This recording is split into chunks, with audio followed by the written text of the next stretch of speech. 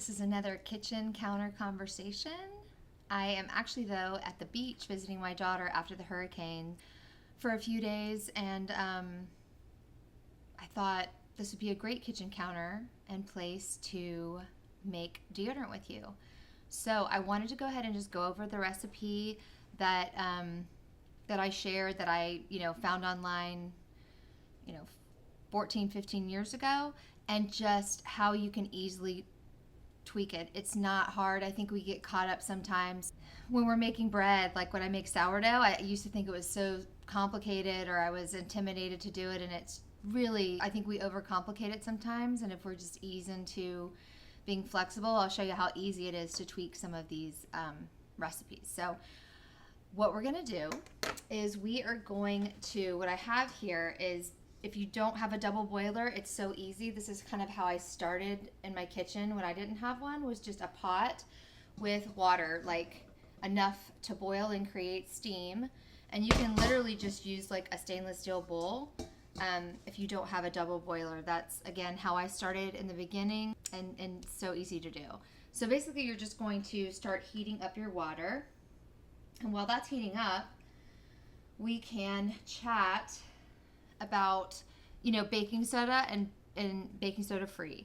I did want to touch on that some, because I'll show you how you can tweak this either or to use. But basically, I feel like baking soda kind of got a bad rap. I think the last time I talked to you a little bit about, certain companies, when they launch, they will look at like all of the good reviews and some of the bad. And I think some of the big complaints were, for a lot of the different brands at the time that were doing natural deodorant, were baking soda based. You're allergic. It's not healthy. It's not good for you. And honestly, I used baking soda for probably 6 years until I did notice that I finally got an irritation, and I used our strongest, like extra strength. But what I came to find out, and why unscented became just like the most popular SKU that we had, and most sold SKU, was essential oils and fragrance. We didn't use fragrance, but that just in and of itself, those can be very just hard on the skin under your arm. Your underarm skin has just an acid mantle, and it's, has a certain pH that it's just a really sensitive area. And I think that oftentimes than not, more people get irritated by essential oils or in other companies that use fragrance than it really is in any kind of baking soda. I'm not saying that you can't have an irritation to baking soda. I also think, which I'm going to touch on here, it just depends on how much you're putting in your product as well. At one point, we had like different levels, because we knew that certain people could tolerate a certain amount of baking soda and they were fine. So to me, that was, again, proof that it wasn't just the baking soda, and it's definitely not a true allergy. I'm not saying that no one can have a true allergy to it, but it's definitely more of just an irritation. But when people would buy like level 1, which had a significantly reduced amount of baking soda, they would find that they wouldn't have a reaction. And some people with baking soda free would still have a reaction. And that's also when it just really became clear and evident to me that it was more about the essential oils. Because then when they would remove the essential oils and just do baking soda or baking soda free without essential oils and just use unscented, they were like, that's what did it. That totally worked. I don't get irritated anymore. And so, again, it really is your different body chemistry, and it can change. Like, I was fine with baking soda and lavender. That's all I wore for 6 years with no issue. And then I just kind of fell in love with the baking soda free formula and the feel in both the stick and the jar that we had. I really liked the way that it felt and worked for me. So I used that for the last, I don't know, probably 6 years. So that's just kind of where I am, but I can wear baking soda too, and I can go back and use that. I just feel like I don't even need to wear deodorant quite as often as I used to. Again, I think our body chemistries change throughout life. That's kind of a tip on the baking soda free. I don't think it's as bad as everyone's made it out to be, and I think that was definitely a marketing tactic. When a new company launched, they wanted to just say, oh, we're baking soda free, and just made it just everyone freak out and scared of baking soda, which was just ridiculous. And we I'm a huge proponent of still using a baking soda deodorant if you can tolerate it. I would definitely say unscented is just always the best way to go. I just think that unscented it's really the actives, whether it's the baking soda or the magnesium and the zinc, and the scent and the essential oil. Sure, it can mask a little bit of odor, but that's not really what's the whole objective is. It's to neutralize the odor before it starts, the bacteria that causes that. And that's what the baking soda, sodium bicarbonate, or zinc or magnesium, that's the function. So with that being said, let's just check this. It's getting steamy. So the basic recipe that I had shared started with shea butter, 2 tablespoons, 3 tablespoons of coconut oil. Then it had an equal amount of baking soda and 2 tablespoons of arrowroot. It is so easy to just change that, and you can actually, once it's solidified, if you don't like the texture, the nice thing about it is you can remelt it. So say you really were like, I kind of want to see if I can make a stick, and you still have this product, you could actually melt your beeswax and then remelt or candelilla wax or whatever wax you wanted to use. And then you could actually put the paste in there and create a stick if you wanted. It's again, so versatile. It would just be like trying it out and melting like a teaspoon of wax and then adding in your butters. Those things tend to take a little longer to melt. Coconut oil melts very quickly. So that's the order that I would also say to start in, would be your wax if you're using it, and any kind of harder butter, and then the coconut oil, or some people just use MCT oil instead of coconut oil. So again, that's just, I guess, a DIY tip. And I also just want to point out, if you do use shea butter, I would definitely not overheat it like to where it's like boiling. I would keep it on that easy steam, because shea butter does get to a temperature point where it can crystallize.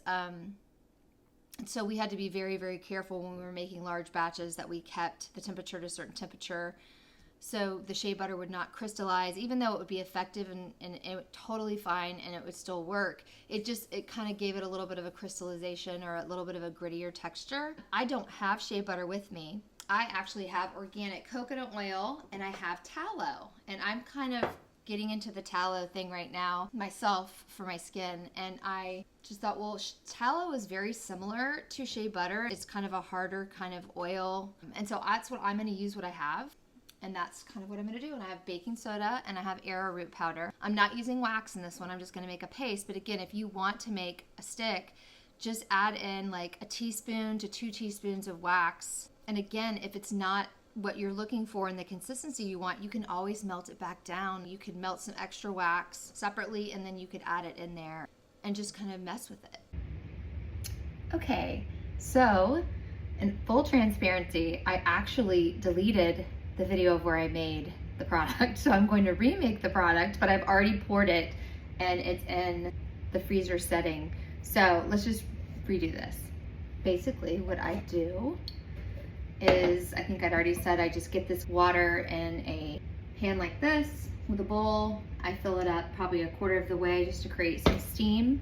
If you don't have a double boiler, fix this so you can actually see what I'm doing. So the steam's already started. So basically the recipe just calls for 3 tablespoons of shea butter. I don't have shea butter, but I am using tallow, as I mentioned. It's a very similar consistency to shea butter. I'm just taking a tablespoon, a regular tablespoon, and I'm going to do 2 tablespoons. And it does not have to be precise, honestly. You can tweak it, it'll turn out, it'll be perfect. And then I am going to use my coconut oil, and it calls for 3 tablespoons of coconut oil. There we go. 3 tablespoons of coconut oil. I'm just gonna let that melt down. Like I said, if you wanted to melt first a teaspoon of wax, you could do that. Wax takes longer to melt, so I would always say start with the wax. When that's melted, add your butters and then your oils. I'm gonna use baking soda because that's what I have, and arrowroot powder. But again, you can totally switch this out. If it calls for 3 tablespoons of baking soda and you're like, I don't think I can tolerate that much, you can lessen it. You could put 2 tablespoons, or you could actually take that 3 tablespoons and say, I'm going to use 1 tablespoon of baking soda because I can tolerate that much, and I'm going to put in 2 tablespoons of magnesium, or 1 tablespoon of zinc. 1 tablespoon of magnesium and 1 tablespoon of baking soda would also be another option.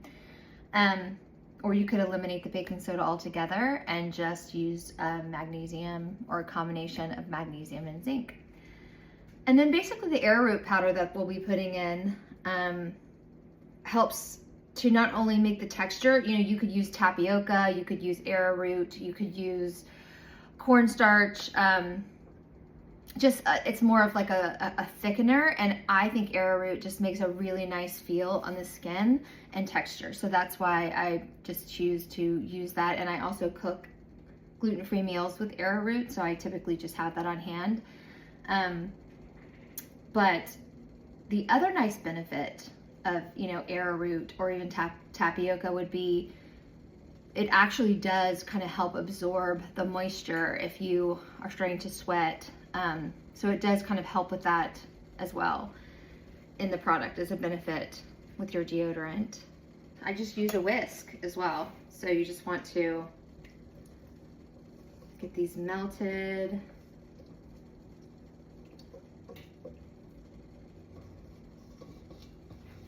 Just see if you can see that. Turn it down just a tad. I'd probably turn it down to like a simmer. You just want the steam to be created, so you don't want it like boiling off the charts, getting too hot. And then the next step is just basically use the same tablespoon, and I'm going to add the active, which would be baking soda or magnesium if you're using it, and then you would want to incorporate that in and mix it really well. So I'm just going to put in, it calls for 3 tablespoons. I don't have magnesium. I'm just going to do 2 tablespoons. I think that's more than enough for me. And then I really just kind of mix this up and just really incorporate it nicely. And then basically that's it. And then you just add your arrowroot, and it calls for 2 tablespoons. So I'm going to put in 2 tablespoons. And it doesn't have to be perfectly measured because we're not being perfect in the kitchen.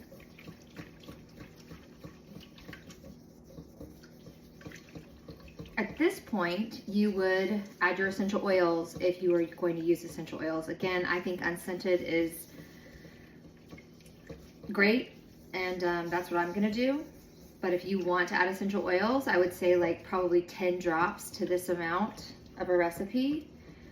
And it'll make a little, like between 2 and 3 ounces of a jar. And I already showed you, I didn't show you because I deleted the video, but I just basically took it like just like this, and I just poured it slowly right into the jar. If you want to put it in kind of like I used to do this too, like a measuring cup, pour it in there so it's just easier to kind of pour into a jar. You can do that as well. But let me check in the freezer.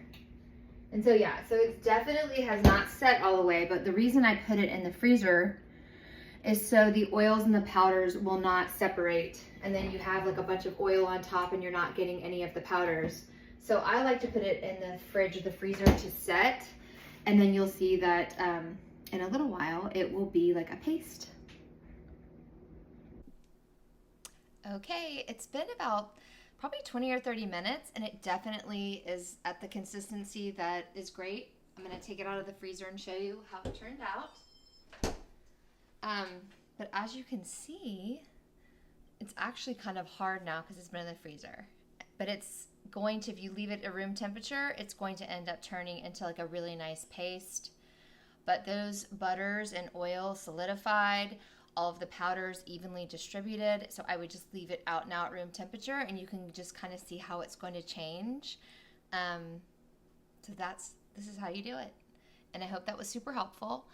and I will see you soon.